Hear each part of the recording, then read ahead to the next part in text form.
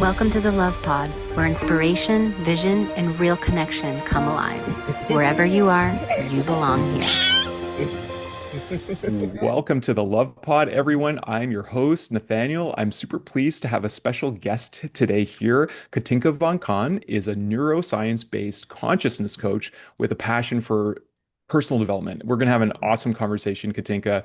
I love that you connect science and spirituality through your community, the Reinvention Project.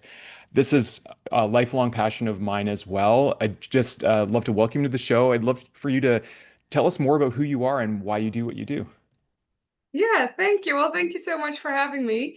And I mean, I think you gave me a good introduction. So, indeed, I am a neuroscience-based consciousness coach. And I've been a consciousness coach for, I think I got my diploma about 8 years ago, maybe nine. I've been running my coaching business for over 11 years now. So, it's been a Wow. little while. And in the last few years, I added the neuroscience part to it. It's always been something I was very interested in, even studying social work. That's my background from way, way back back in the Okay. days, where it all started. And I think it's just science and spirituality are so beautifully connected, even though a lot of the times I've seen in the online spaces or in conversations that people feel like they have to choose. You Mm. cannot be religious and become a doctor or study, but it actually goes together very well. And my experience is that it supports each other very Hmm. well. Hmm. And I just wanted to bring that to my coaching to give it that extra layer of explaining how do things work? How do we as human beings work? We learn a lot, right, in school about how what is a lion, what is the weather, but nobody ever teaches us what is a human being, and this is the blueprint of the creature. And I think it's very important to Mm. know that. And that's what I've been doing. So adding that bit of neuroscience knowledge that lays behind all these tools. And then it's up to my clients or people in my community to see how spiritual do you want to go or how scientific do you want to be today. And that can be Hmm. different every day. And I've seen that work very well. So that is indeed my passion of personal development is where that all comes together. Oh. Yeah, I think it's really important and it's awesome because we are in this really interesting age where it feels like science is actually catching up to a lot of what the masters have been telling us from every tradition that has spurred on and gone on to create religion, right? And it's funny, I was Mhm. reading Matthew McConaughey's book, and he talks about religion being the word of re to bind and legare, I think to form that reunion. So I feel like we're in this time where we have an opportunity to bridge the spiritual and the scientific. I mean, to me, every truly inspiring scientist has come to this conclusion that there is like always a miracle associated. You know, the Big Bang of what? Nothing can't make nothing. So the question of consciousness is actually something I've been contemplating since I was quite young, actually. I would say preteen, that word and awareness, and I feel like it's a lot more in our common vocabulary now. People are talking about it. I remember when I was a child, people were saying consciousness was basically a byproduct of the left hemisphere of the brain associated with language. Mhm. And now we Yeah. see like AI is based on large language models, most of the models. So it's interesting, like we're having all these philosophical questions as our species seems to be going through a pretty profound awakening, according to a lot of both scientists and spiritualists. So what has your journey been like, and what would you say is consciousness from your perspective, Katinka? That's two very big questions. Yeah, I know. We love the big questions around here. Yeah, yeah, absolutely. I think my journey started well fairly young, in my childhood already. I have a mother who's always been very focused on, we have to survive and make sure that we can provide for our children, for our family. She's always chosen her career and providing for the family over her passions in life for Mm. us. So it's definitely something I've respected and learned a lot from and saw because she's never not shown us what life really was. So growing up, I already saw, we didn't have a lot at home, but enough to come by, Mhm, mhm, and also how much work that took. So she was very open about, I just have to work. I can maybe not come to the play on Wednesday. I'll try to do it next time, but this is also what we need. And my father is a very spiritual man, also in, how do you call it? I have the lack of the word in English, but the more Asian part or Chinese medicine, stuff like that's Okay. what he Yep. does. Acupuncture.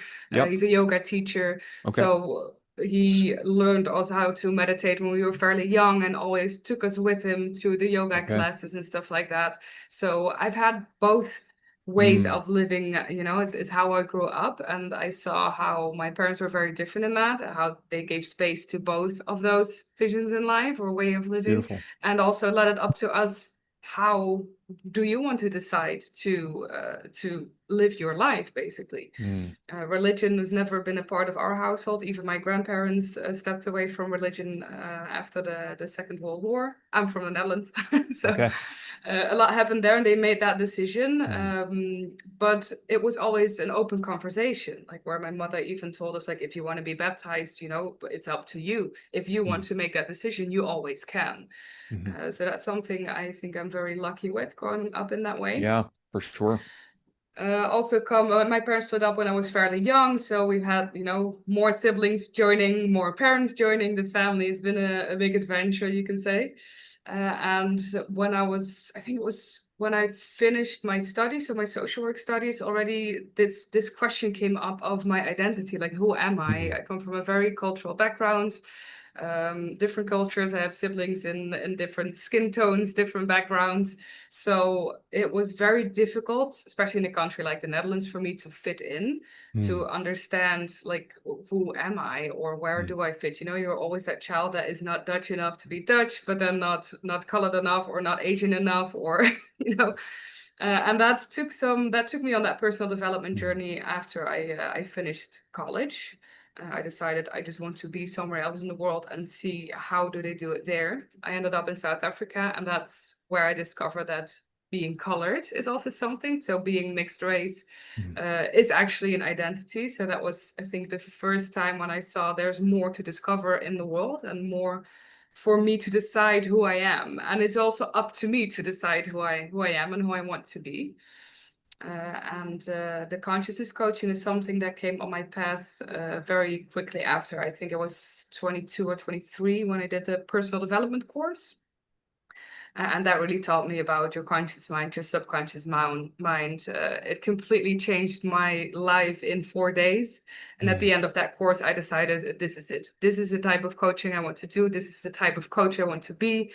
And I signed up for the whole education because it was I have a coaching diploma, so Okay. it took some work to actually get that and implement that in my business. And here we are, yeah. And I mean, you asked the consciousness part of it. I think or this is my vision on it. We exist from a conscious mind and a subconscious mind that kind of makes up who we are. And you cannot change what you're not aware of. So that's always where I start with my clients, but also with myself. If Mm. I feel like there's some resistance somewhere, or I'm not achieving my goals, or I'm uncomfortable with something in my life, I always go on this little adventure in my subconscious mind, like what is there? What is underneath that, if we talk about the iceberg, what is underneath the water that Mhm. I don't see now, but I have to understand, and there's a lesson there to learn, or maybe new goals to set, or maybe new things that I need to work on for myself. And that's a very interesting thing to experience every day. Yeah, and I feel that can be very balanced, where I can put things in my subconscious mind that they will just work for me. And Mm. sometimes if it's not supporting me or the path that I'm walking in life anymore, I can, make it come up, become aware of what's there, do something with it, and make those decisions of this is what I want it to be, this is what I want to believe in, or these are my values today, or this is what I want. And I put it back in the subconscious mind and let the computer kind of do its work for me. Let's make it easy. That's always the goal, Mm. right? Mm. Very interesting. Yeah, it reminds me of, well, a lot of things. My neurodivergent brain is always looking at the interconnections of everything. And on one level, you remind me of listening to a guy like Tony Robbins talking about the inner technologies that we have and how we can shift those values and beliefs through reprogramming. He basically brought NLP to the world, from a clinical Yeah. and brought it more through mainstream business. And now, obviously, that's a buzzword and things that people somewhat comprehend. One of the things that I thought was interesting, what he said is when he was asked what consciousness is, he said, your level of consciousness is dependent on how much you care. So if you just care about yourself, that's a certain level of consciousness. If you care about your family, your neighborhood, that's another one. If you care about the whole Yeah. world, that's another one. And then all of existence, going on. I thought that was an interesting definition of consciousness. But the word you said, awareness, I think in its most fundamental state, it's one of those things that's hard to put a finger on, but it's at the core of who we are. It's just our awareness, our beingness, our presence. And it's like, to me, I see it like a light that goes on a journey and discovers, aspects of the infinite, creative explorations that we have available. And I appreciate your talking about your background of being mixed race and finding, like, it sounds like a lot of what you talk about is really about self-determination and being able to master that conscious relationship between the conscious mind and the subconscious. Um, where are you now in this journey? You're a community builder on School Katinka. I know you're very Yeah. involved in a lot of collaborative projects. What is all this pointing to for you? Like, what do you see as your higher vision for your life? It's funny that you started this with Tony Robbins, because I think was the first person within this conscious sphere, I would say, or personal development sphere, that I saw, and I saw how much we can actually do. Okay. Having studied social work and then the coaching, which was very much within a one-on-one, you can call it high ticket sales. I call it just one-on-one coaching. One-on-one. There's Yeah. always been a limit to what I can do. I've Mhm. always said I want to change the world. That is just the kind of person that I am. And I'm like, Mhm. I dream big. I have big goals, big visions, big fantasies. But being a social worker or then becoming a coach, I saw that there was such a limit to my time and to what I could do. Because there's just 1 hour in which I can help one person. And when I saw what Tony Robbins did, and this is like years, it's probably 8, 10 years ago, when I stumbled up on him for the first time, I was like, oh, so this is also something you could do. You can actually help 10,000 people at the same time, doing it in a Mhm. presentation kind of way, or what he, everything that he does. So that made me look at the whole profession differently, and also to my own abilities. I was taught there was such a limit to my abilities, Mhm. and something I've learned with the consciousness coaching education, but also looking more at people like this. And Gary V came in my Instagram at some point, and growing my business, I've discovered more and more how much influence we can actually have, how Mhm. much people we can reach and can help. Yeah. And I think my school journey has been a part of that. I've tried a lot of things over the years, but school's been the first platform where I instantly saw this is so in line with what I want to do with my business and with my service, Yeah. where I can provide different things in different ways and have just a bigger audience to support. So I've discovered school only this January, started my community quickly after. It's been a whole chaotic journey on this, discovering what is this platform, how does it work, how do you build a proper community online. And it's worked very well. I think I love my community. There's some amazing people in there. And it's something that I go to every day and see, okay, what's there to discover now. And I want to grow this up to, scale it up, of course.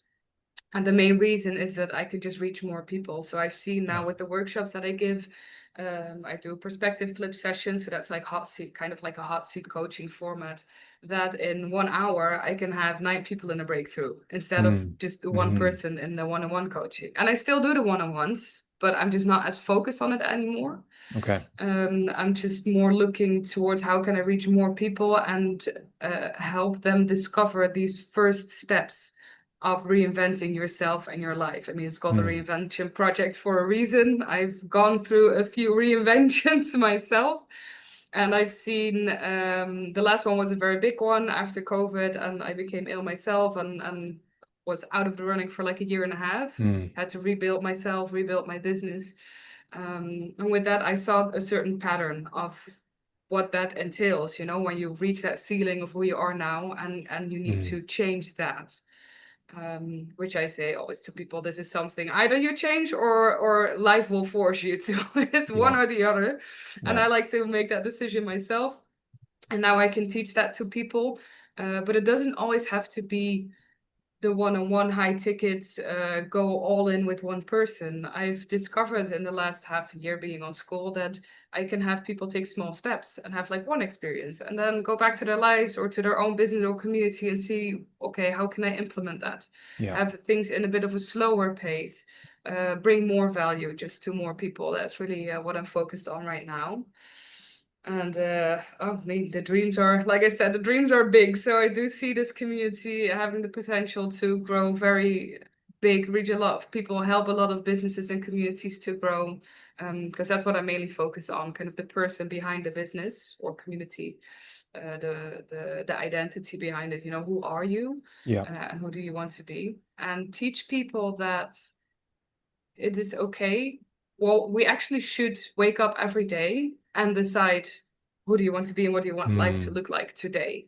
Mm. And we get taught in society and in our, you know, educational system very much you have to make a decision and that is it, right? Hmm. Do one Hmm. study and then this is who you're going to be. You're going to be a lawyer or a doctor or a social Yeah. worker for the rest of your life. And I don't think that life doesn't work that way, or I know life doesn't work that way. Right. You have to grow, and it's okay to grow. So please learn how you can change yourself and your business and everything in your life every day, and start enjoying that instead of Yeah. being afraid of it. Yeah. So yeah, So much gold there, that's Katinka, and this idea of like fluid identity, and intentional identity, I think is really important, especially in entrepreneurial spaces, because so many of us enter with it. We have a large vision, we feel a calling, and then there are certain skills or certain things that do cause fear, do cause us to come up to a wall. And I feel like this is really important work, and there's lots of probably dimensions and approaches to it that you've been exposed to, everything from like archetypes to like deeper personality systems and modalities. I'm thinking of like the Enneagram, or there's some more superficial ones like the personality colors, and then there's like some of the newer systems like seem to be a human buzz, like design. It's a human very design, and popular then one. Yeah. gene codes and stuff like that.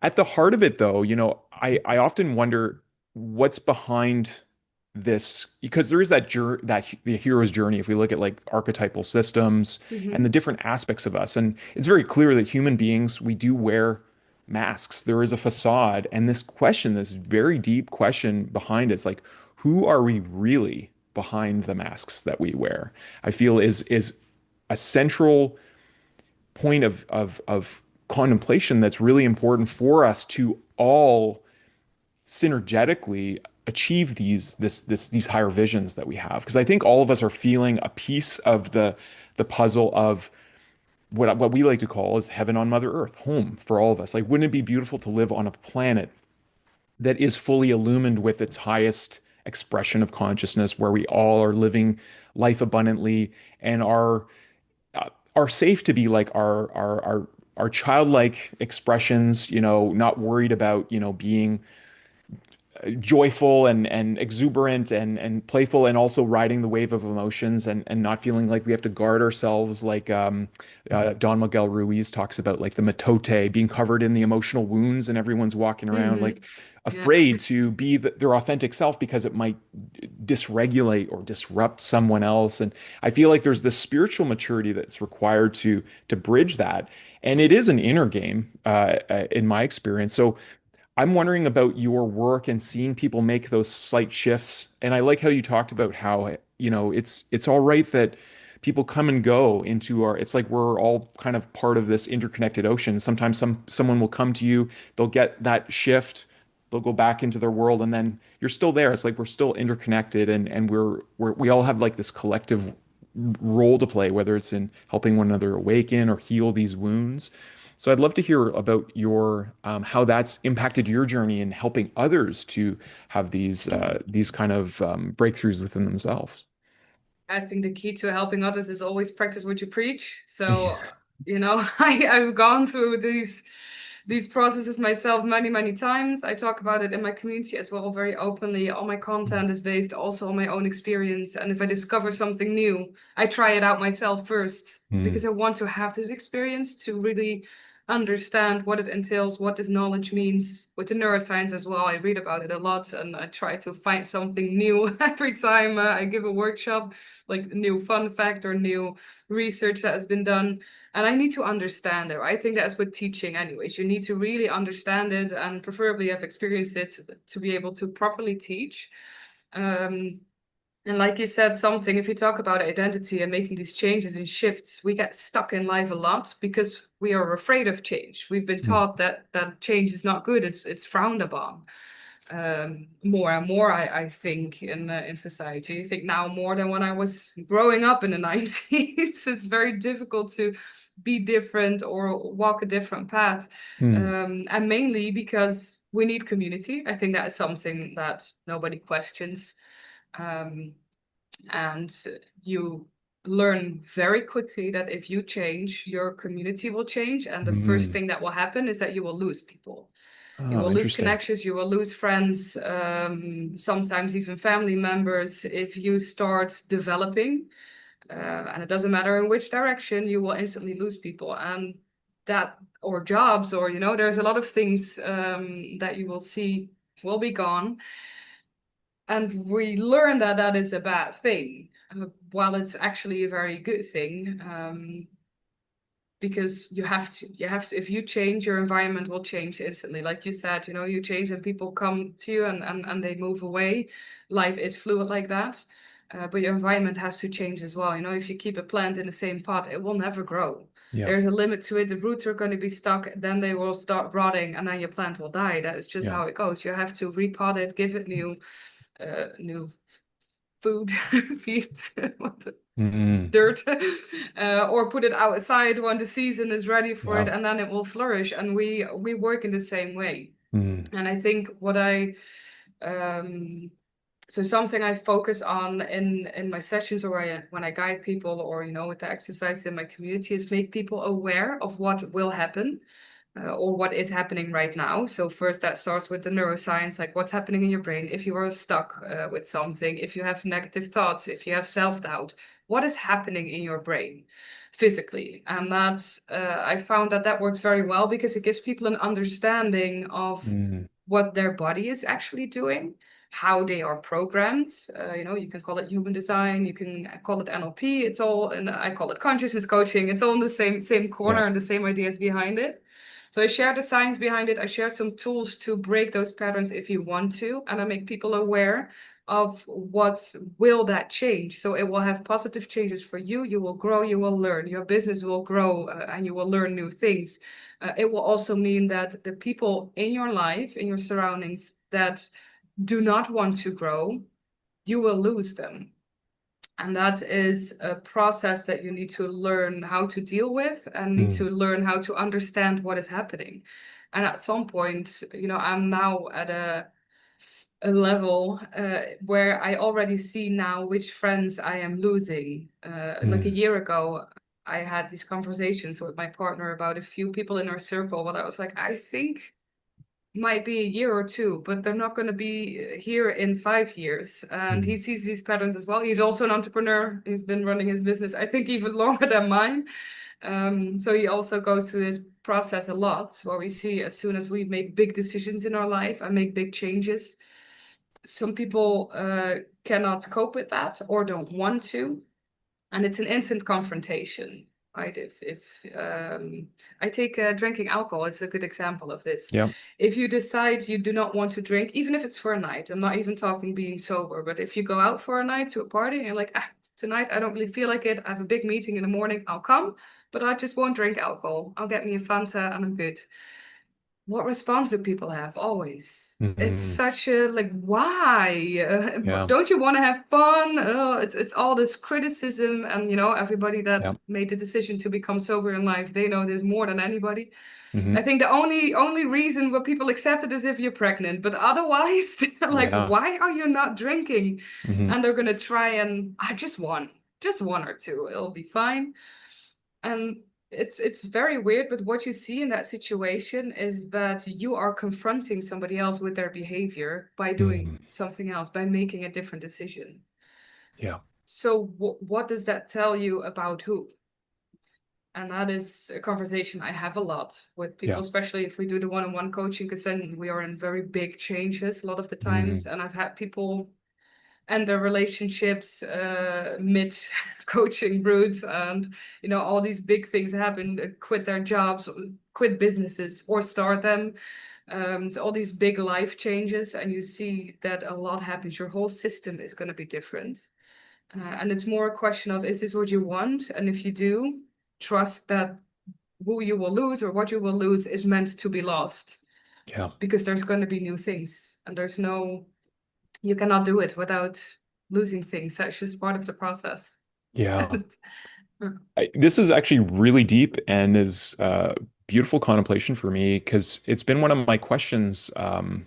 And I love that you call it the reinvention project. I feel like I'm just one of these players who's gone through these major cycles of change. Like you wouldn't, I mean, there's this essential part of me that always is the same, but my expression in the world has changed so many times. And I love that you brought it back to the social part of the change that I yeah, think that's actually the core, and that makes a sense why a lot of people fear the change because you get attached to the people you're surrounded with, and then when you change, it does cause everyone else to, it's almost like it exposes the elephant in the room to everyone, and if they're not yeah, comfortable with going on the journey with you and continuing, you know, um, it's interesting though too. Like I was also it brought up like the sense of family, and I think why so many people go through challenges with family as they grow and change because we're born into families. I think intentionally from a level of soul, we choose certain patterns or certain things that we want to experience and overcome. And then when you go on that journey, it often challenges the norm. So even just on a very, practical level, what you're saying is like, yeah, you can't hang around with your drinking friends if you decide not to drink. And that makes all the sense in the world. I mean, it would be impossible even to be true to yourself and enjoy yourself if every time you go out you're also exposed with this pressure to drink. I mean, I've gone through phases where I was like strict vegetarian for like over for a decade and a lot of and it was I enjoyed it because it was very easy for me to say no to certain things, but I always had that social pressure, especially in the work that I was in, like people trying to tell me I was a poor hunter because I worked in indigenous sure. circles. You're a bad hunter, It's and fine. That's why we have berries. exactly. Yeah, and that's what the bears are eating mostly. Um, and so it's interesting. And yeah, you've actually kind of there's a little bit of an unlock in this conversation. That's what I love about podcasting too, is like Yeah. we're able to go through these deep conversations. When I finished high school, I did very well in high school, purely out of fear. And part of what drove me out there, I started getting my silvers in grade seven because my parents moved us from Alberta, Canada, very English speaking province, and very Western in the sense of like cowboys. And my parents are both from French speaking Canada, around the Yeah. Montreal area. And my parents wanted to get back to that kind of land and that kind of living. So they moved us. So I was in a middle school of 300 people, moved us to a small town, rural in north of Montreal. And I started going to a high school, polyvalente of 1,600 people when I was in grade seven. So I went from middle school, 300, to a high school. And there was like several people who had failed. 2 or 3 years in a row that were in my class. So I was 13 and I had 16-year-olds in my class because the education system was so different, very different. Yeah. So it pushed this pressure on me. And I was like a D student in Alberta. I hated homework. I was probably a very undiagnosed neurodivergent kid. I loved being in nature and just the peace in that. And I loved doing art and stuff. But anyways, it put me into this like fear mode of like I had to really learn how to grind and study. And so I became very, very focused on because I was put in this position of failure in French class. Anyways, they moved us to Ontario, which was back similar to the Ontario, but I would become such a studious, like mature person because I never wanted to be put in a position of failure again, that became this like I would memorize Mm. textbooks. And then it's interesting, every iteration I've gone through these different reinventions, I've lost all of those friends. And it's always bothered me and I never really understood why. I was like, is it me that I'm not able to maintain friendships? So I just wanted to say all that to Might thank be. you. Maybe. Yeah. Yeah. If you keep growing, then it might be your doing. Yes. Yeah, well, and I think that's part of it, and it makes sense why. I mean, even you mentioned COVID, like all the fear that we saw in people. Mhm. Here in Canada, they were saying you won't be able to go to restaurants, you won't be able to travel. So it caused so much conformity in a lot of ways because at the heart of it, like humankind we're a social organism, and I think the more that we recognize we're way more similar. You know, our baseline principles, why people like Tony Robbins can do this profound work in all these cultures is because we have all the same basic needs, right? Like we have the human needs. Anyways, all that was to say thank you because you shined a light on something for me. Is like, oh, that makes a lot of sense. I don't have to, feel bad about my relationship skills. It's really a sign of growth. But on that This is note, also. Oh, sorry. yeah, I was just going to say, yeah, I'd love to hear what you have to say because there's also a pain there. And I feel like we're finding our soul tribe in new ways. Like school is, I think, a profound platform in that way. So yeah, I'd love to hear what you have to say. Don't mean to cut you off. Yeah. No, I just wanted to add to that. That's also why I added the neuroscience knowledge to my coaching and to my tools or reels or anything I do these days. Because of that guilt, people have so much guilt when they see things happening in life and they don't understand why. And Mm, it can be, like I said, the negative thoughts that you keep having, and thoughts can be very harsh, and guilt that people have to not achieving or doing something different than what parents expected, or setting a goal and not achieving it. There's just so many things that make us feel like failures in life. And just the basic understanding of what is happening, like if you get stuck in a negative thought, what parts of your brain are actually doing what and mm, why, because it's just, our survival programming. It yeah, always comes back to that. It's yeah, just your brain trying to keep you alive. yeah. And that makes so much sense to people that almost every workshop that I have, I hear somebody say, okay, oh, okay. So it's my brain, it's not me. And Mm, taking something that's happening away from that guilt of it's me, because I don't know why, but this is something that we all end up at the conclusion. So yeah. it is me, I'm doing something wrong, I'm not being successful enough. Just understanding what's happening in your basic programming, it gives so much breathing space, and then people can actually look at, okay, so what does it mean then? Mm, If my brain is doing this, what does it mean, and what do I want to do with that? yeah. It's just what I wanted to add on, but I really like that I could give you an accidental insight on Yeah, your well, life. it's interesting too because I feel like there is this, I don't want to say divide. I mean, part of it, the journey of becoming human, I feel like is this, we go through a divide. We go through a forgetfulness Yeah. of who we are and it is the hero's journey of returning home in a lot of ways, right?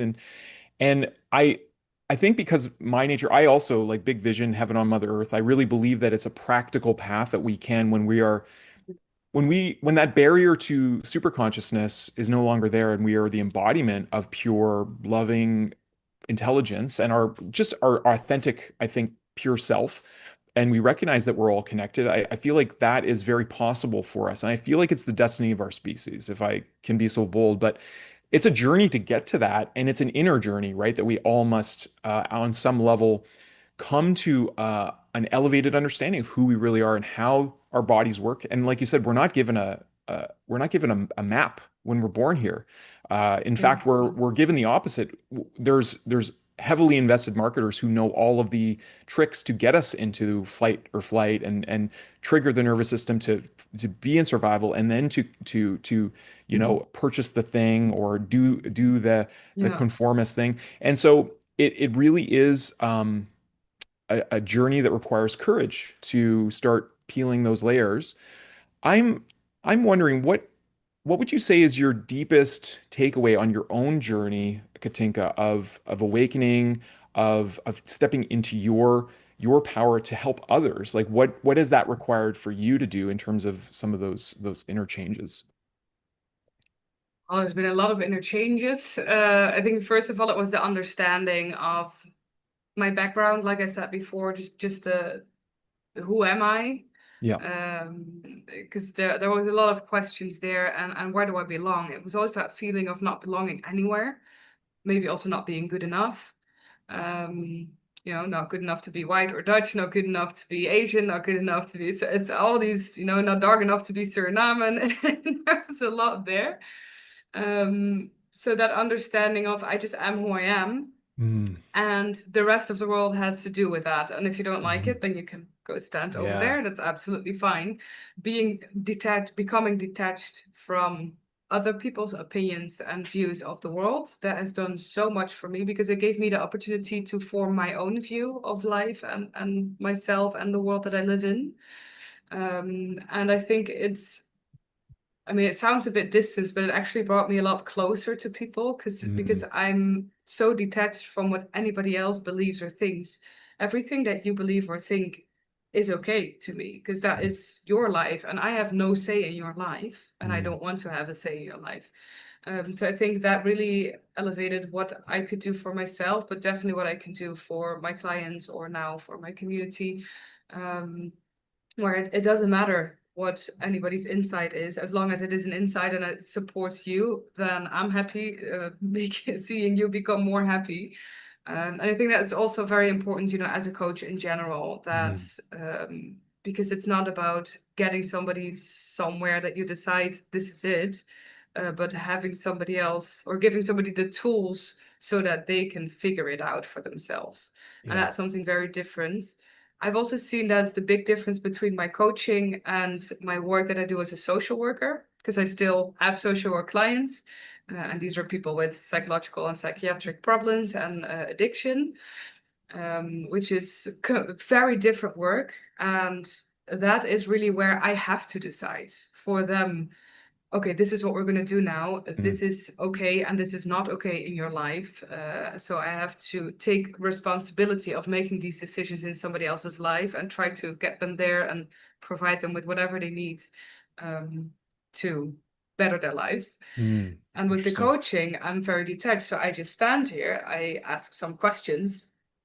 There's been, I've had some training to be able to Yeah, ask the for right sure. questions. Yeah. Topped it off with some tools and some exercises, and then I just let go of anything and I just watch your process. And Mm. that is amazing to see sometimes what that looks like and how different it is for everybody. That's really what I Yeah. like. I never know. People always ask me if we start working together, so what will the result be? And I'm like, I don't know. No idea. But honestly, no clue. But whatever you want it to be, I will get you there, or we'll get there together. Mm. And it's been amazing. And I've had clients where, they're like, okay, but I'm very religious. I had this one guy in the one-on-one coaching, and he was Muslim. So it was a lot of it was about Allah and how he wanted to form his life, be a better Muslim, but also have that being a part of his life, studying on university here in a very Western Mm. culture here. It's even very Catholic, so he didn't have any Muslims in his whole education Oh, around wow. him. So that Okay. was very difficult for him to navigate, Sure. not having that support system or not, because he was not from the Netherlands. So it really had to figure out how do I be religious here, basically. And it made him a bit hesitant because he's like, you're not Muslim. Do you know anything about the religion? I know a little bit, but not a lot. But I told him as well, it doesn't matter because I might call it the universe and you might call it Allah and somebody else calls it God and somebody else calls it Mother Nature. Mm-hmm. Doesn't change the rules of life. Mm-hmm. Mm-hmm. It doesn't change that we are human beings and that we have to obey by certain rules. Yeah. And Allah has the same rules as my universe, as somebody else's neuroscience. There's Yeah. really no difference. And as a coach, I can change my language. That's my skill. So I can Mm-hmm. form it to what the language is in your world. Yeah. And then we have the same conversations. And I love that. I actually really like having these conversations with religious people. Um, I think even though I'm not religious, and I've thought for a long time that that doesn't match because somebody that believes in God and I don't believe in God, so there's nothing for us to Mm-hmm. talk about. Mm-hmm. But I've seen that it's quite the opposite. because it's so close to how I believe that life works. That those are the best conversations. The only thing I really needed to change in that was understand that God or Allah or, like I said, the universe, that it's all the same, just different wording, and different wording is fine. It's just learn a different language, Yeah, basically.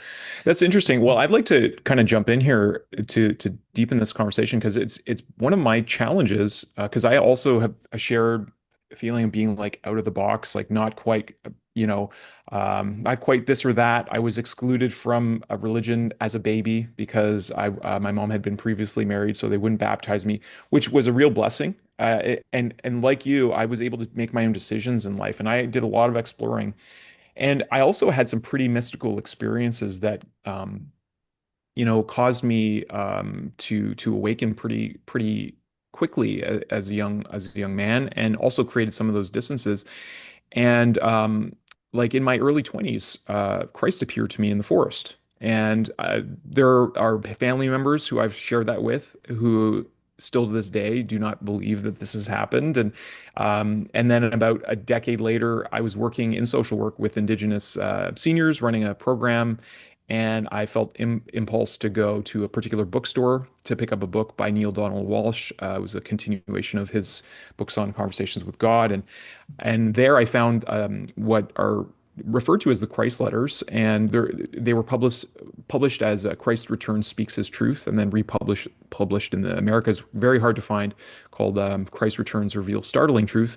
And what's so interesting, Katinka, is he actually bridges science and spirituality in the letters. He talks about his experience in the desert being basically shown the laws and principles of existence, that what causes all the electromagnetic structure of life is universal consciousness, specifically the parenting impulses behind these. So, this idea of the father being the activity, the will of life, the all the movement and expresses as electricity, and the mother being all the bonding and rejection, the purpose of life, and all of these are formed from the two universal qualities of love and intelligence.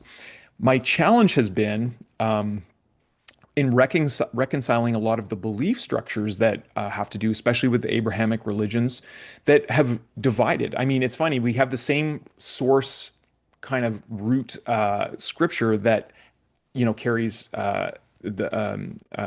Muslim people, Jewish people, and Christians, and yet they have divided themselves based on beliefs. And that's what he talks about in the letters, how it's our beliefs that create a barrier between ourselves and our creator, our source, the universe, Allah. Like it's all, and like you said, he says the exact same thing. He talks about how we're all one, and he outlines a path to transcending that which creates separation, which he says is the ego, is the selfhood.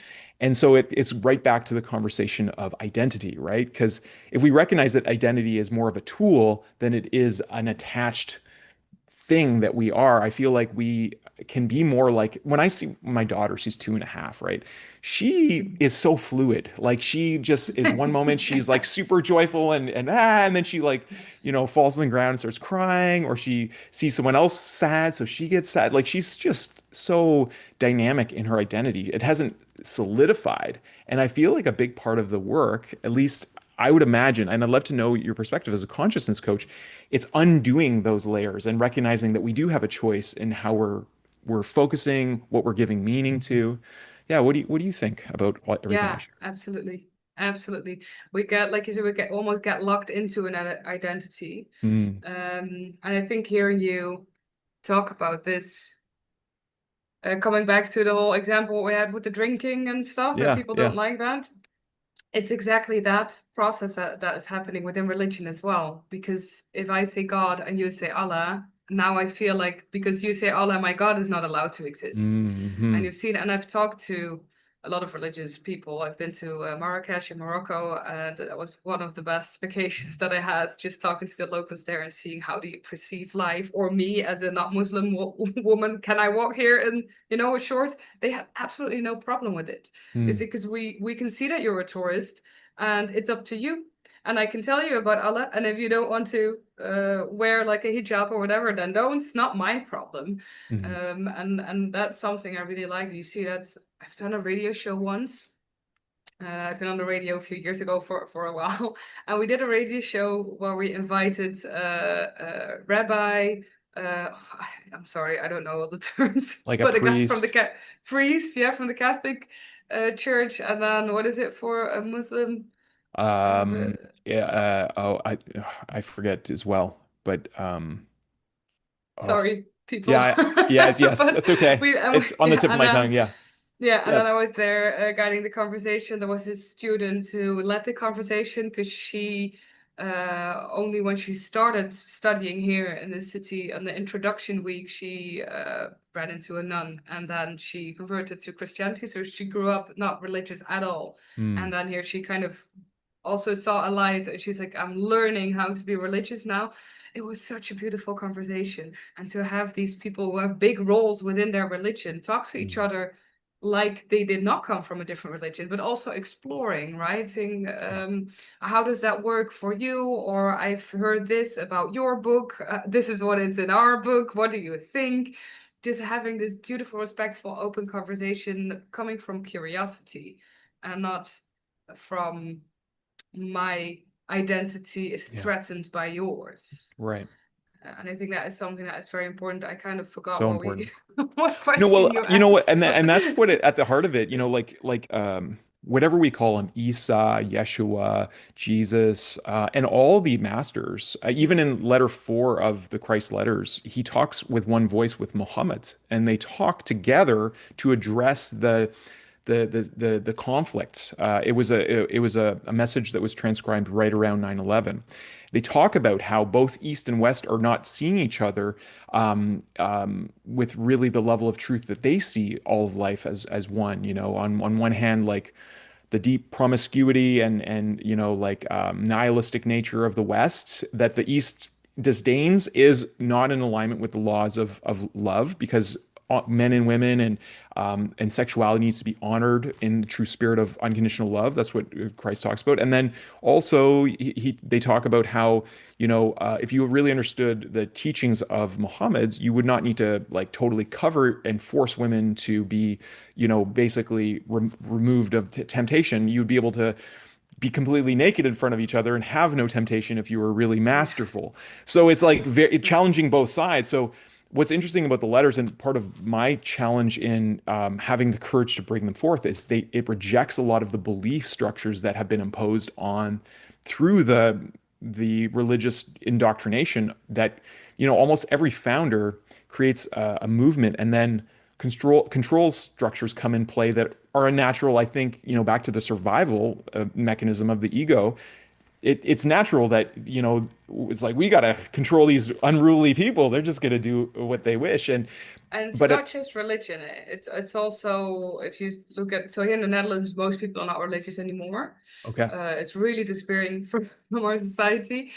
Uh, but it's the same. It's also where racism is coming from, or yeah, classism is coming from. yep, It's yep, the same thing that is happening, where you see somebody who's challenging your sense of identity, or when you see somebody else doing what they do and you feel like, oof, this might make me look bad, or yep, make my profession disappear, or my class look not as good, or whatever it is.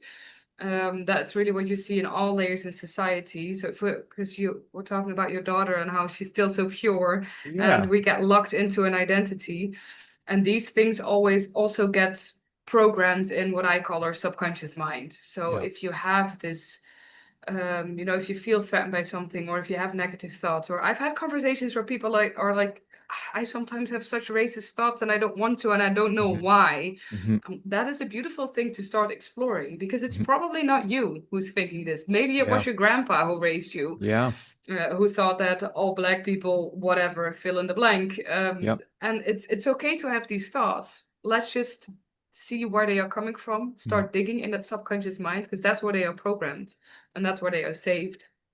And that's where you can also change them, become aware of what is it and where is it coming from. Is Yeah. it a me or they or them thought, or is it a you thought? That already tells you, like, is it something that comes from you internally, maybe from an experience that you had from a child or from a trauma that has been there? Or is it a you thought? Then it's probably a parent or a teacher or a coach, somebody Yeah. from your upbringing that has been telling you you are Yeah. XYZ. Yeah. And it's okay because we are not perfect, and you're not supposed to be perfect, Yeah. but you are supposed to learn from it and discover. And with your identity, it's the same thing. We get kind of locked in a box and stripped from our rays in life. And I really like exploring with my clients or people that I guide to just see what ray would you want to be bringing back. And Mhm. looking back at your childhood is a really good point to start. Like, what were you doing when you were 2.5 years old? Yeah. Because, and you can, I don't have children yet, but you can probably tell everybody that the personality is already there, Yeah. that it just becomes stronger, and it gets, yeah, we all get shaped by society or by our Mhm. upbringing, but our basic personality is there even from before we are born. My Yeah. mom tells me all the times, like, even when I was pregnant, now looking back, seeing who you are now, she's like, you did this already before you were out of my belly, right? So it's that. And maybe It's your true. wife can start seeing these things as one that goes for what children like to eat, or how they like to eat, or Mhm. what their sleep pattern is, or all these things are part of who you are, and what you like, or how you develop yourself. Yeah. And yeah, it's a big thing growing up. And but at some point, and I think that's when you're like maybe around 20, 22, when that personality is fully shaped, that's when you can start deciding yourself as well. When you get a bit detached from the school system, maybe when you finish your studies, that's really when your life starts, and you can decide, okay, now everything I've learned, let's forget about it Yeah. and relearn. Oh, yeah. Well, I mean, there's lots of avenues we could talk about here. And I feel like, well, interestingly, we started our community as a really more of a private education association because coming from uh, some of the educational experiences I've had, I also worked professionally as a professor and built courses and worked in Indigenous student centers and things. And I I was exposed to kind of the history of where these educational models came from. And Mm, knowing that they came from, the industrial age to really breed conformity, we decided like we in no way want to institutionalize our daughter, but we can't protect her from the messages of family and other people, but we want to help preserve her genius. And I think this, speaks to at the heart of um, that level of mastery. And I think one of the gifts I see in you, Katinka, is because you're a piece of who you are, it's very easy for other people to be at peace of who they are around you. So it allows that exploration because you need to feel a sense of safety on a very, neurological level, and also just a feeling of belonging to allow yourself to go on that deeper inquiry. And I feel like children naturally have that. And you remind me as you're talking about like what Stephen Covey talks about, the difference between character and personality ethic. I think our personality grows, it's kind of like those masks that we wear as we learn to adapt and survive in society, but our character, our essential nature, has always been there. Like our daughter, very strong will. I would say she has a stronger will than both her mother and I. She was such an active kicker in the belly. Like yeah. we didn't want to know what sex she was, so we did it. It was a surprise, and we were certain, like 95% sure it was going to be a boy, just because of how active of a kicker she was. And she is so physically oriented. She's always like, even as a baby, I'd be picking her, and she'd be pushing, you put like exercising her legs on me. Like she's strong will, and she knows what she wants, and she's always going to be like that. However, I also have this intuition that if I were to put her into a daycare or institutional environment, one of two things would happen. Either she would be labeled as a bad kid because she would not conform because she has such a strong self-determination, Mm, or her spirit would be broken and she would eventually give in to being told, no, sit in your desk, put up your hand to go to thing. yeah. Neither of those do I wish for her to experience. So it's like I feel like there's this calling forth for us to enter a new paradigm shift. And I think a big part of it is community. So can you talk about a little bit about your perspective now? You've taken this work, you've done a lot of one-on-one coaching, helping people from a clinical model and also this, but now you're a community builder. So you're seeing like even a different lens. And the beautiful thing about community is kind of it becomes an organism, right? And it's like it's not Yeah. just you at the forefront. So what's that kind of evolution been like for you? Oh, I love it. I have a bit of an obsession with community. So this is the first successful online community I've built, and that's mainly because of the platform school Yeah. is created to build a community. So it's something I've aspired for a long time.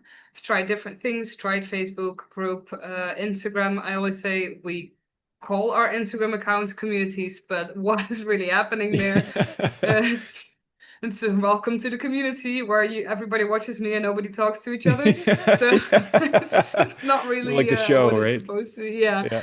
I've tried something on my website through an online course, didn't really work. So I've tried a lot of things online. What I like about school is that you really everything can come together. So it Mm. started with me just having this idea of I can bring all my content to one place because I had something on YouTube in the YouTube community, but then people watch something there, they want to do the challenge. Now you have to subscribe to a mailing list, and then you get an email with a link that brings you to a PDF on my website where I still ask you to follow me on Instagram. It's all this Yeah. ping-ponging and never really getting people together, Yeah. which is very much for me an online challenge because here in real life, I've built a few communities. I'm part of a Okay. lot of communities. Wonderful. Yeah, I've started a social cooperation. I'm trying to quickly Okay. translate Yeah, yeah, yeah. this Yeah. together with a nonprofit organization. It's like the beginning of my career as an entrepreneur. And so there's a lot of different projects where I was a part of with different groups, different yeah, target group is not the word I want to use, but Yep. different sorts of people we were building community for.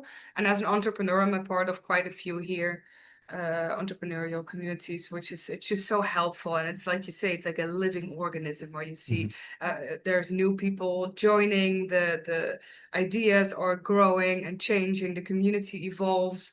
And sometimes I grow out of them and I say thank you and I move on. There's now a community I'm thinking of maybe going back after having left them a few years ago.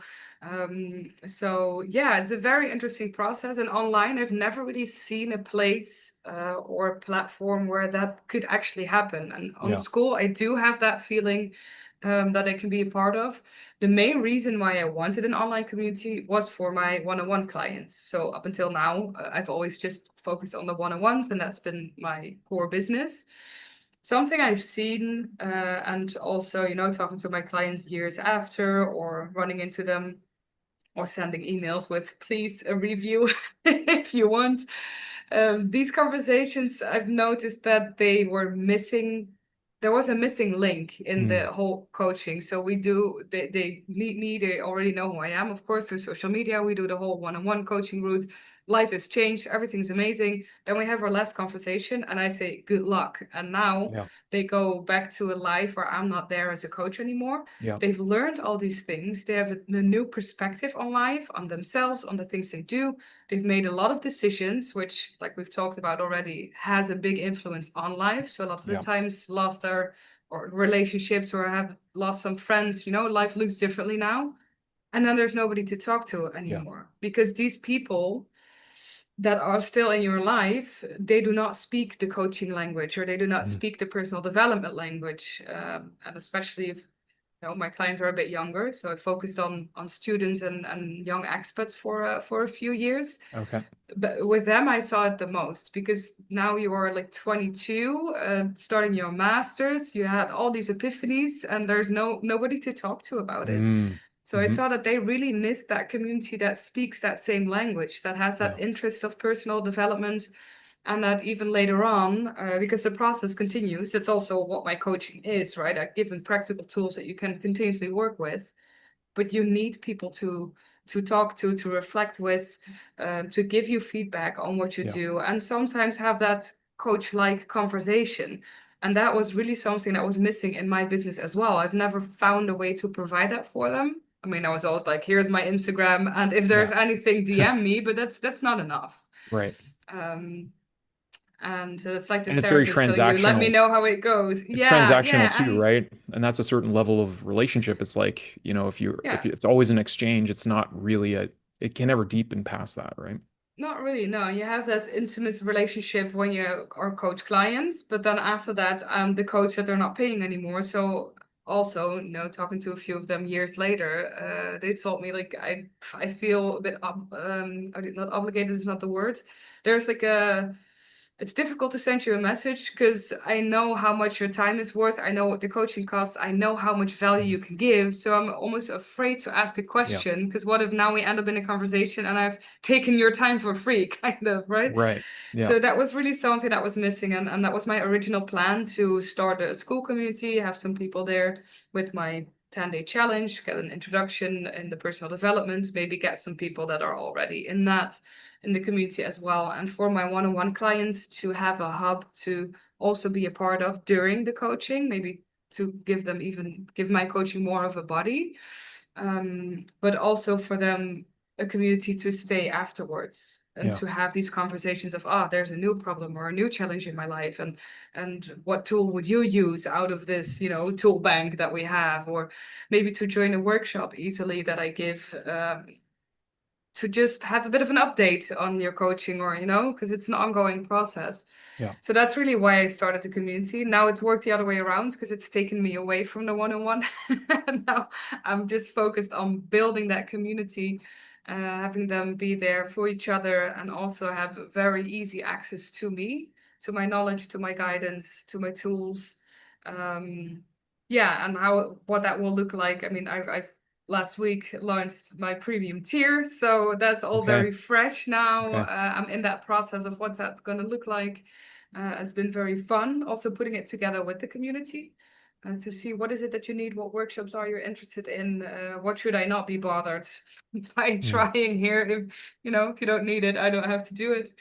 mm, So yeah, it's a whole new process, and I really like that it works so well on school as a platform. You really see yeah. that there is a community, and that now I've seen people see each other's comments, helping each other, and then going on a call, or then just DMing each other, having that chat, or in my coffee hour every week, there's different people every week. But there's people that come very often and now starting to know each other and asking about, how's your life, how did your radio show go, how did your photography project last week go, have you found a job yet, these conversations, where sometimes I'm just here with my tea and I'm like, okay, you guys talk. So And that's a I'll real just community, listen. right? Yeah, And I think yeah, that's what we need more of, just being together. I feel like there's this paradigm shift where a lot of people are recognizing that, like, what every good coach knows is what we already need is within us.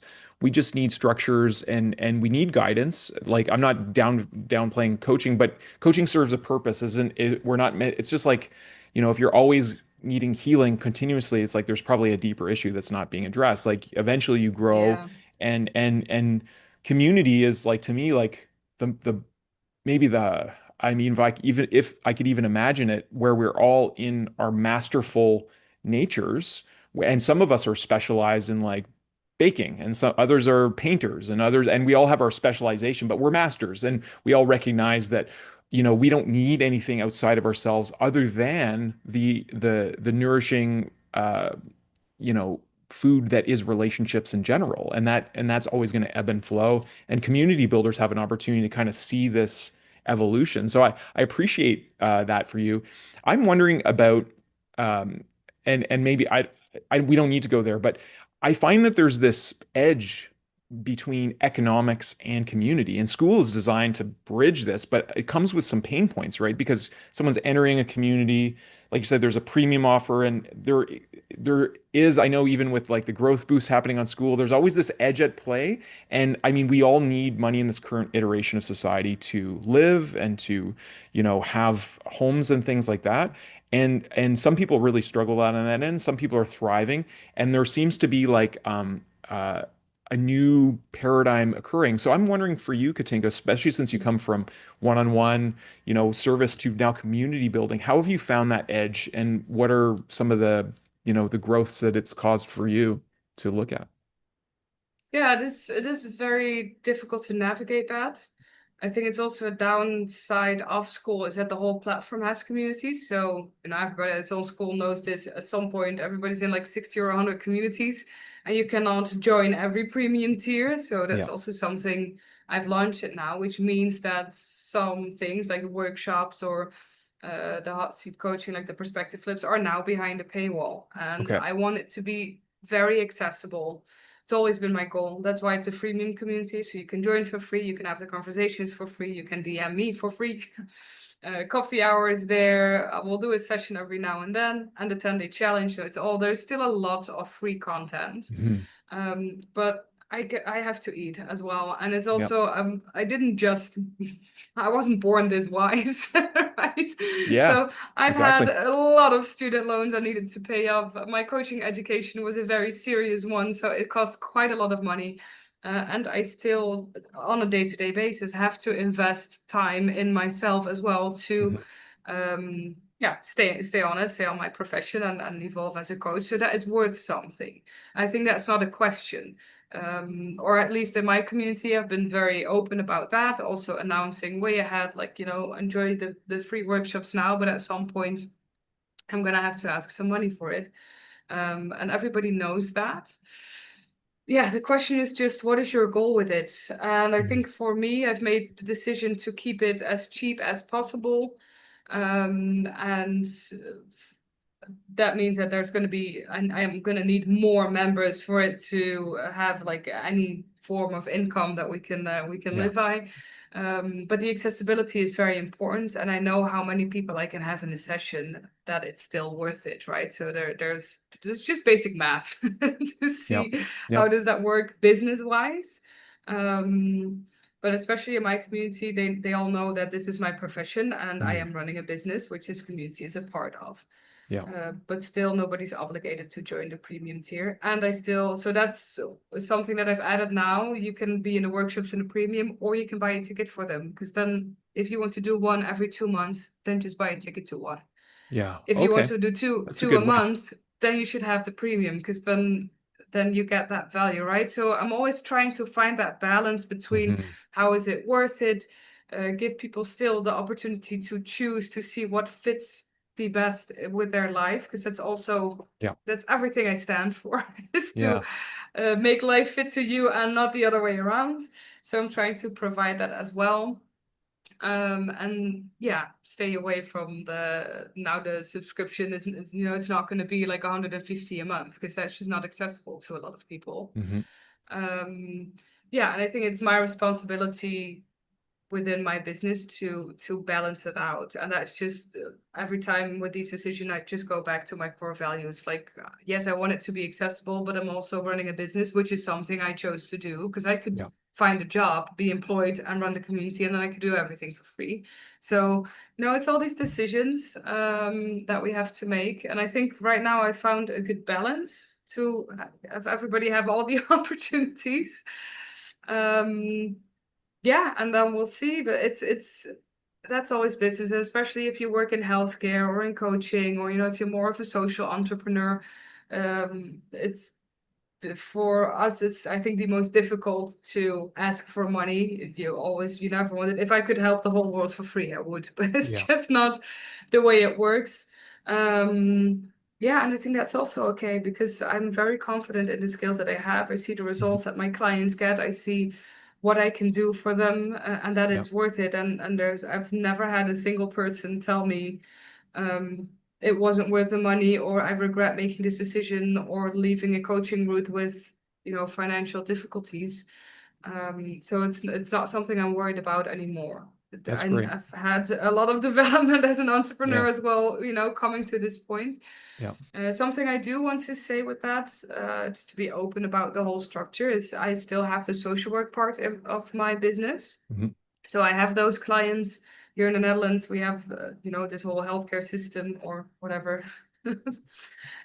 you can call it. But the clients that I have, they are paid from either the municipality budget or a governmental budget. Yeah. So that means that working 10 to 12 hours a week with these clients makes us enough here to run our household, to Gotcha. pay for the mortgage, to have, to go to the market to get my food, maybe once in a while go out for lunch. So that is just our basic needs and a very good life, actually. It's not even, I wouldn't even call it basic, but that's enough. Hmm. So I've made the decision now to not really focus on the one-on-ones. That means that I don't really have one-on-one clients now, Yeah. because I haven't focused on that for half a year. So they've phased out. That's a very conscious decision. And I put myself in a luxury position within my business where my school community has the time and the space to grow. Nice. So, and that was an important decision for me to take on maybe one or two more of the social work clients so that I don't have to worry about the money and I can just see how does this work, how does it grow, and keep the price on school lower, so make it more accessible because I'm already making my money somewhere else. Yeah. Right, so there's all these different areas in your life, and that's also something I talk about in the community a lot. Mostly where we have the problem is not where the solution is. We get very Mhm. focused sometimes on this, I'm not achieving this one goal, so there's a problem, and that's where the solution should be. I need to change this. But life is very broad, and sometimes your solution is somewhere else. And for Yeah. me, making the school way cheaper than I originally planned on having the subscription, or I had a whole business plan with it, but that's went out of the window fairly quickly. So then I decided, okay, but how do I make sure that I can keep the price so cheap and keep it so accessible? And the solution Mm. was at the other side of my business. Take on one or two clients more there, or like a few hours more there. And then you have all the freedom on your school community. And that's yeah, that's That's just a beautiful balance. It allows you to yeah. show up in community a different way. And I appreciate that perspective too. That life is very broad, and there's ways that we can find leverages and balance points that we often Mhm. don't consider. Because we can get really pinholed into certain beliefs and things that we have about life too. Is there So yeah. something that you see in your community that I'm not very Well, familiar with your community, so yeah, so Lightheart Vision, yeah, this has been a struggle for me is how to right now it's been freemium forever, and Julia and I are also launching our home circle community, which is more of our because at the heart, Lightheart Vision is a private education association, so it's meant to be there needs to be some form of exchange to have a real membership in that. It can't just be yeah. free. And so we've looked at like, how to launch this in a way that adds a lot of value. And we're actually doing three in real life events this coming month to meet up with conscious Oh, parents. And because really at the heart of it, children are our main constituents. I believe in prevention. My diploma is actually in Indigenous wellness addictions prevention. And I really believe that if we can preserve the genius of our children, from a young age, so they don't take on a lot of these conditioned beliefs that lead to, all the challenges, whether it's addictions or racism or whatever. Like I feel like these are conditioned things that happen through grown-ups who think they know better but haven't done their own spiritual maturation process and are yeah. passing down bad information, through memes and all kinds of things. So Happens yeah, every so now and then. yeah, happen every now and then. Yeah, I mean, and I mean, I understand compassionately how a lot of these people have their own lives. School teachers don't often realize saying one thing to a child how deeply it can impact them. And then, family members who haven't done their inner work and are, on a certain level of consciousness, are passing belief structures down that like do need requires. But anyways, all that to say is it's been a journey for us. I've been on school since I think it was September 30th of last year, so I'm still fairly new. I haven't even been on the platform for a year. But dreams led me here, and I know there's a divine reason. And I see some of the challenges of like you said, being in too many communities. There's too much divergence of focus, and I would really love to see more bridge building and interconnections of community. I know that you're involved in some initiatives for that. At the heart of the Love Pod, that's what we've been doing. We've had several schoolers come on, and Mhm. really, I think there's a core number of us who are like part of a larger. I see school as a community in of itself, and I think it's going to evolve eventually, have like gathering ways that we gather that aren't dependent on us entering into our our own programs, but that we have like Yeah. at the heart of it is like we know one another and we have relationships, and that's part why we want to be a world school family and travel and build bridges between communities. I really feel like I look at Mother Earth as a symbiont, and we are cells upon her. And I believe the way to world enlightenment is to literally, I mean, from a scientific lens, to embody a higher level of biophotonic density, so more consciousness in the body that's rooted to Mother Earth. And so that as our consciousness grows, it literally is a blessing to our environments, creates more coherence, and we have these ripple effects. Because to me, there's no disconnection, and that's the lie I think of the ego, saying that we're these Yeah. linear beings that are separate, and it's like get as much as you can in this life because you only live once. It's like, well, what if actually we're part of an eternal life that we all come here to contribute something to? Maybe it's not a race to acquire, but maybe it really is about becoming like other things we see in nature, like trees that give us fruit, or like the sun that just radiates.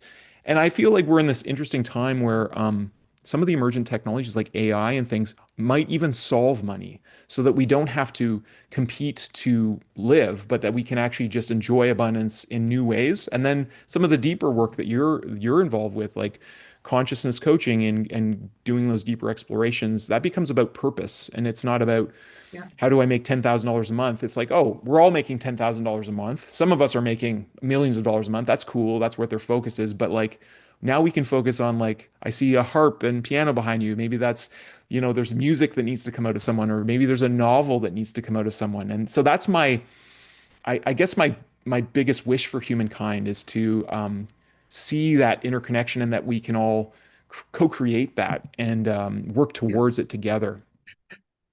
Yeah. Nice. Beautiful. That's exciting. I think that's what this time is all about. I feel like we have a golden opportunity, Katinka. I really appreciate meeting you, and I see all your gifts. And I feel very much at peace in your presence, and I can see that as a reflection of all the inner work that you've invested in. And I just want to reflect to you back the value of that. And I feel like this is something that we are learning, or at least remembering to value more and more, is the presence, the unique presence that we all bring. So I see your gifts. Thank you for being a community builder. I think it takes devotion and courage and care and compassion for others to step into that role. So I appreciate you taking that role. What is the best way for people to connect with you at this time? Well, if you're on school, then find my community. So that's the Reinvention Project with the little flame logo that I made myself with AI. Very proud of that. Awesome. So yeah, that's mainly, I mean, if you're interested in the community or in anything, that we talked about, the tools, the neuroscience, the workshops, anything you can find there. And the other platform that I'm active on is Instagram. So that's also the Reinvention community, the Reinvention Project. And then it has like underscores. So it's Okay. underscore the underscore Reinvention underscore project Okay. underscore. Takes me a lot of time to say it, but Instagram made me. So, Okay. and that's really where, of course, anybody can DM me. But where I post a lot of reels with just, shorts, neuroscience fun facts connected to topics like goal setting, like negative thoughts, like breaking through patterns, stuff like that. Mm, So anybody who likes Instagram, find me there. And then I do have a YouTube channel, also the Reinvention Project, also underscores, but not at the end, I think. But you can find me there. It's not very active there. It's mainly where the collaborative podcasts are. But I okay. am working on a reinvention podcast, so that is something that is coming up Nice. this summer. And I love YouTube as a platform, so I'm looking for a way to get more content on there. That's just more so a question of where do I find the time? So, Yeah. but there's things popping up there every now Okay. and then. So for anybody who likes podcasts and YouTube, then that's also where I am. So find me. Let's connect. As you can see, probably I can talk about these things for days. It's Yeah, never same, ending, these same. This could be an conversations. ongoing conversation. Well, I look Yeah, forward to continuing absolutely. the conversation in school. That's one of the beautiful things, right? That I don't even Yeah. think it's an integration. It's like we're all deepening in our relationships with one another as we come together in community, and we're finding our. I like to think of it as soul family based on our resonance of what we're Yeah, I interested like in, what that. we're focusing on, right? Um, I have this last inspiring question for you. I love to ask our amazing guests, like you have been, Katinka, and I really appreciate who you are. If you had a magic, I'm going to say microphone now. I'm moving from away from megaphone Okay. to microphone. You had a magic microphone, Okay. and everyone could hear you around the world. What message Mhm. would you share? I would just tell them live life in your own way and on your own terms. Hmm. Live life on in your own way, on your own terms. That really, I think, That's it. it's such a beautiful nutshell, and I feel that from you. Like I feel like you live that, you walk that. So, I really appreciate you. Is there anything else you'd like to share with our audience before I invite our daughter Luciana to come and say thanks for watching? I always look forward to that. No, I think I just want to thank you again for having me. I love this conversation, and I think that was it. I think we rounded it up Wonderful. pretty awesomely. And let's hear your daughter. Yeah, let's hear her. Yeah, we have to do a new one. This was from she was about a year and a half. This is about a year ago. Well, actually, it would have been Yeah. fall, so a little less than a year ago. So I'll bring her up here, and yeah, her name means light, and she's really the reason why we're doing what we are doing. It's about honoring the unique light that we all bring as children and helping to uncover that and remind one another of that preciousness of each moment and each unique spark that we are. So, thanks again, Katinka. Beautiful. Blessings to you and your family, and to all those you touch, and to our listeners. Thank you so much for tuning in. Please check out Katinka's school community as well as you're welcome to Lightheart Vision as well. And yeah, we look forward to the continuing conversation. Thanks for watching. You say ciao ciao. Bye.